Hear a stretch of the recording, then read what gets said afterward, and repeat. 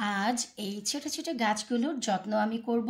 ভাবলাম যে ছোট্ট একটি ভিডিও আপনাদের সাথে শেয়ার করি যে ছোট ছোট গাছে আমি কি যত্ন দেই, কারণ এখন দুটি তিনটি পাতা হয়ে বড় হয়ে গেছে। এই পর্যায়ে এসে আমাদের এই ছোট্ট গাছগুলোতে কিছু যত্নের প্রয়োজন রয়েছে।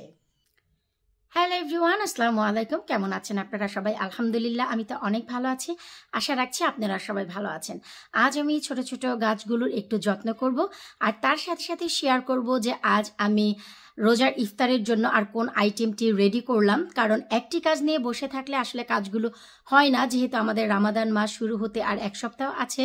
তো এর আগে আমি আপনাদের সাথে একটি ভিডিও শেয়ার করেছিলাম যেখানে দেখিয়েছিলাম আমি স্পেশাল চিকেন রোল বানিয়েছিলাম। তো আজ আমি কোন আইটেমটি বানাবো এই ছোট ছোট গাছগুলো যত্নের সাথে আমি মাঝখান দিয়ে জিনিসগুলো শেয়ার করব। আশা রাখছি আপনাদের এই ভিডিওটি উপকারে আসবে। প্লিজ ভিডিওটি শুরু থেকে শেষ পর্যন্ত না টেনে দেখার চেষ্টা করবেন, এতে করে জানতে পারবেন কোন কাজটি করলে আমাদের জীবনে একটু সাশ্রয় হয়, সময়ের একটু বাজেট হয়।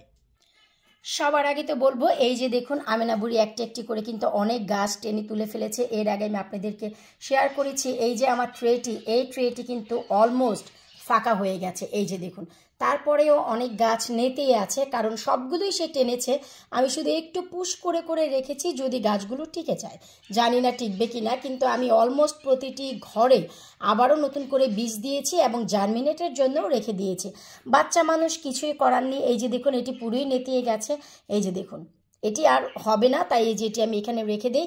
তো অলমোস্ট প্রতিটি ঘরে আরও কিন্তু বীজ আছে, উঠে যাবে। এমন নয় যে সে একটি ট্রেতে এই সর্বনাশ করেছে, সবগুলো ট্রেতে। এই যে দেখুন, এই গাছটিও কিন্তু হবে না। তারপর এই যে দেখুন, এই সাইড থেকে এটিও কিন্তু হবে না। সো বাচ্চা মানুষ ঠিক আছে করেছে। লাস্ট ইয়ার 2023-এ আমি মার্চ মাসের শেষের দিক থেকে বেগুনের বীজ জার্মিনেট করেছি, আর এবছর খুব খুশি হয়ে জানুয়ারি থেকে করেছিলাম, কিন্তু কোনো লাভ হলো না। আমিনা বুড়ি জানুয়ারির শেষের দিক থেকে আমি করেছিলাম। আমিনা বুড়ি আসলে এই কাজ করলো, কিন্তু বাচ্চা ঠিক আছে, ইটস ওকে, আবারও নতুন করে জার্নি শুরু করতে পারবো। কিন্তু যেই গাছগুলো আছে সেই গাছগুলোর যত্নের খুব প্রয়োজন। এবার এই ছোট ছোট গাছগুলোর ভিতরে আমাদের কিন্তু প্রয়োজন হয় একটু ক্যালসিয়াম। এই যে আপনারা একটু লক্ষ্য করলেই দেখবেন আমি প্রতিটি গাছের গোড়ায় একটু করে ক্যালসিয়াম দিয়ে দিচ্ছি। ভাইরে, এটি কি কেনা ক্যালসিয়াম না, এটি হচ্ছে আমাদের যে ডিম খাই সেই ডিমের খোসাগুলো শুকিয়ে আমি ছোট করে গুঁড়ো করে নিয়েছি। এখন বলতে পারেন যে এগুলো মাটির উপরে এভাবে দিয়ে দিলে কি কাজ হবে? হালকা করে একটু মাটির সাথে আমি মিশিয়ে দিব। আগে আমি সবগুলো ঘরে একটু দিয়ে নিচ্ছি। এই তো প্রতিটি গাছেই কিন্তু আমি এই যে ক্যালসিয়াম ব্যবহার করলাম। এই যে দেখুন, আমার সব থেকে বেশি খারাপ লাগে যখন আমি এই ট্রেটি দেখি, কারণ এই ট্রেটিতে ছিল লম্বা সবুজ বেগুন, যা হচ্ছে 2020-এ আমি করেছিলাম, তারপর আর করিনি। আমার নিজের বীজ থেকে করেছি। তো এইটার জন্য সব থেকে খারাপ লাগে। আমার টার্গেট হচ্ছে এই ট্রে থেকে যদি দুটি গাছও আমি বাঁচাতে পারি, শুকর আলহামদুলিল্লাহ। কারণ এই বীজ আমার কাছে তেমন বেশি নেই, তাই হচ্ছে আমার খুব ওয়ারি হচ্ছে।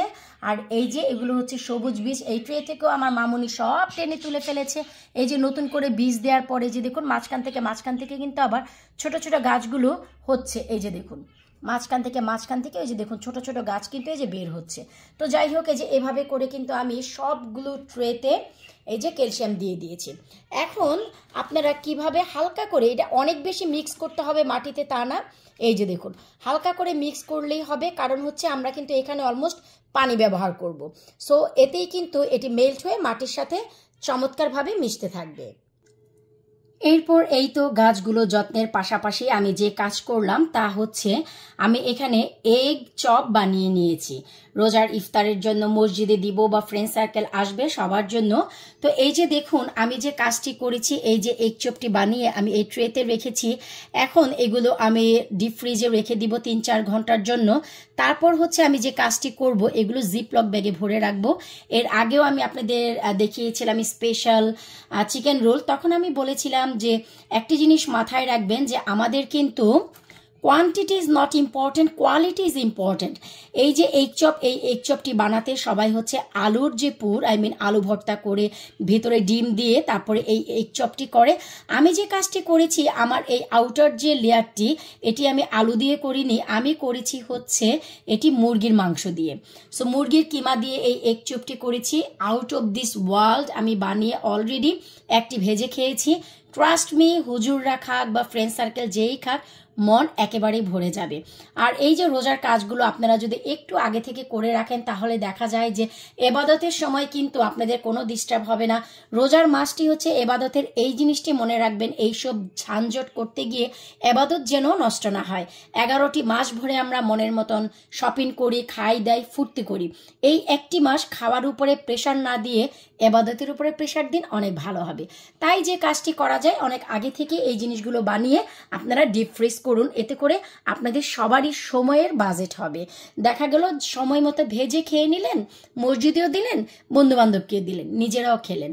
তো এতে করে দেখা যায় যে একেবারে অন টাইমে আপনারা নামাজ রোজা কোরআন তালাওয়াত অনায়াসে করতে পারবেন। এরপর এই যে আমি বড় ডিপ ফ্রিজে রেখে দিলাম।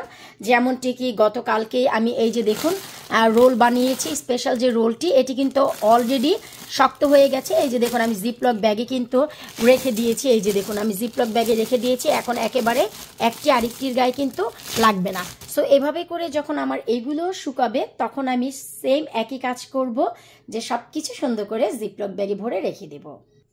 তো দেখলেন তো যে একটি কাজ যদি আমি করি তাহলে কিন্তু আমি কখনোই কমপ্লিট করতে পারবো না। আমি যে কাজটি করি সেটি হচ্ছে যে আমি এই যে গাছের যত্ন, যেমন এই যে ডিমের খোসাগুলো শুকিয়েছিল, আমি চিকেনের পুর বানাতে বানাতে ডিমের খোসাগুলো এসে ছোট ছোট টুকরো করেছি, তারপর এখানে দিয়েছি।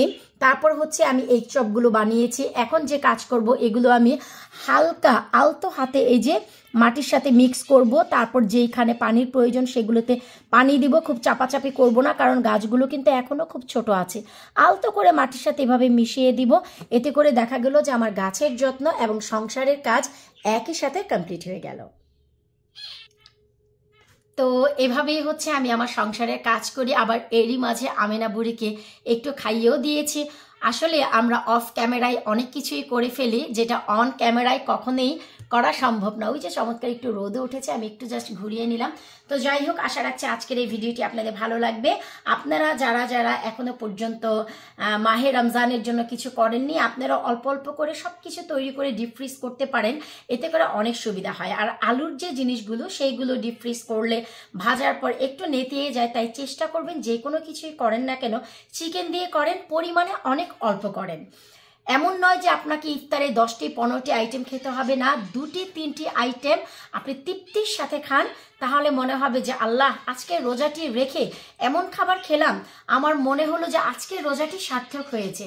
আমি যেমন গত বছর ইফতারে একটি পাকোড়া বানিয়েছিলাম, আমি নিজে যখন রোজাটি ভেঙে খেয়েছি আমি আল্লাহকে শুকরিয়া করেছি যে আল্লাহ আজকে রোজাটি রেখে সার্থক, আমার মনে হলো তৃপ্তির সাথে আমি একটি পাকোড়া খেয়েছি।